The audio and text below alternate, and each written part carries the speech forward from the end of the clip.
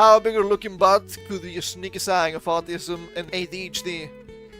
Guys, I need to ask. Let's say you get with a girl. Big body. Autism. Do we call this a win-win situation or what? Do we call it a win-win situation or what? Believe it or not, your backside might reveal a thing or two about your brain. Neurodevelopmental disorders like autism and ADHD often share symptoms, including challenges with social situations, staying focused, and managing emotions.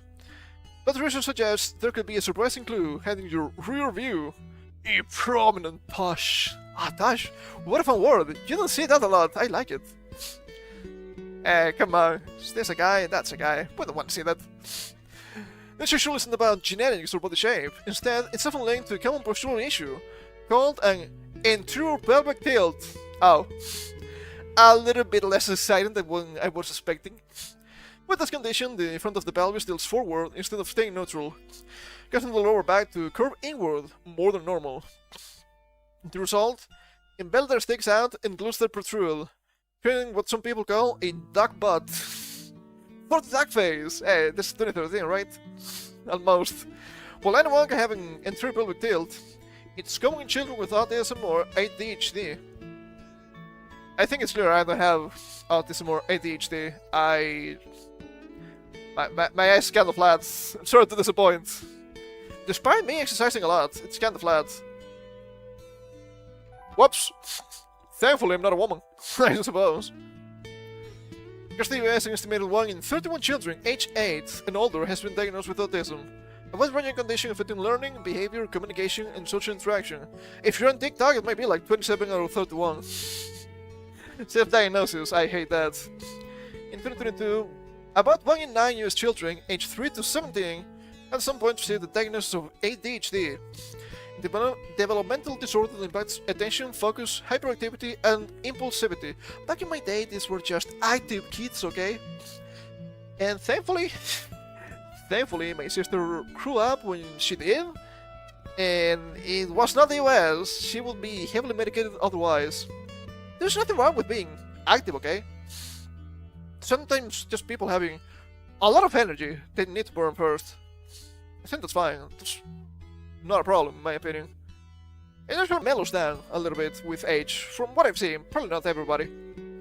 Why some of these kids tend to develop anterior pelvic tilt is because they often have low muscle tone, which can leave the core and glutes too weak to get the pelvis properly aligned. Oh, that couldn't be me, man.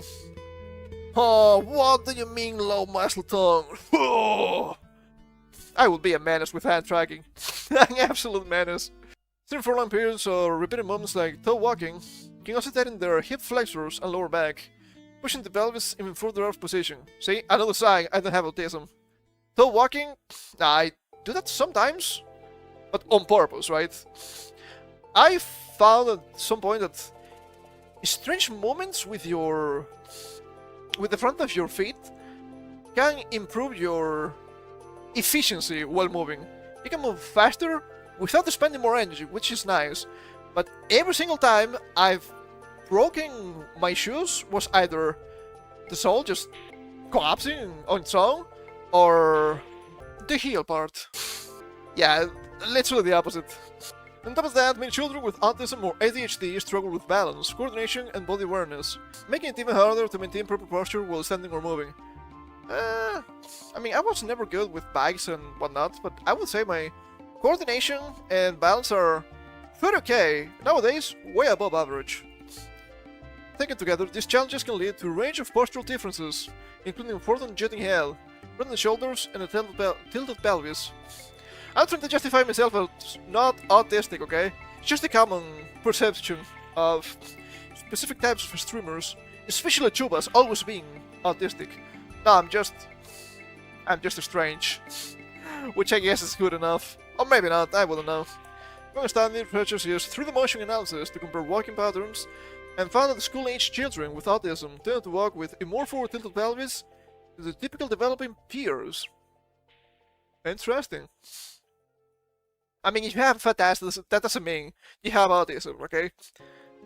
But if you're a girl, call me, okay? It's a joke, it's a joke, it's a garbage joke. Never call me. I don't like people. These children also didn't push off with their ankles strongly when walking, and their hips were bent more forward than usual. I would need to see an image for that. I cannot picture that on my mind at this point. In another study, researchers found that boys with ADHD and anterior pelvic angle that was on average 4.5 degrees higher than children without the condition. The results suggest that anterior pelvic angle represents a specific gait. Gait? That a word you see a lot. This is French, right?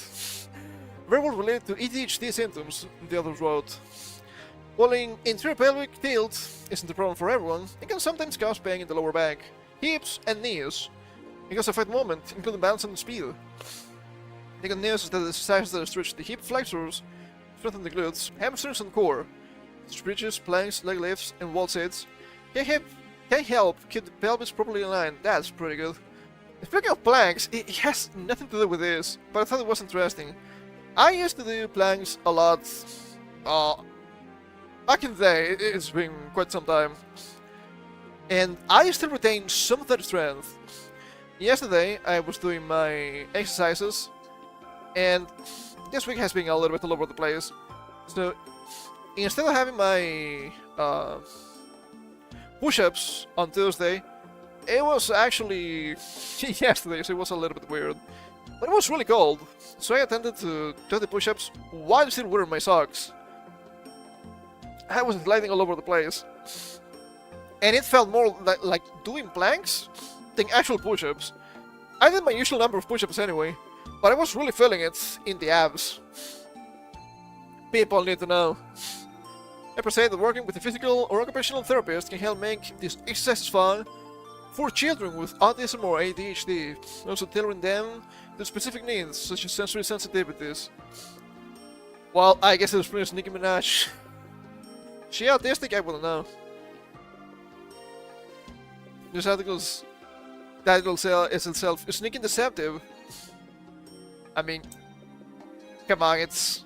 Of course, it's correlation, not causality. But since it's interesting correlation, it can be used to detect autism, which is okay, it's fine, there's nothing wrong with that, come on. No need to get so busy about it.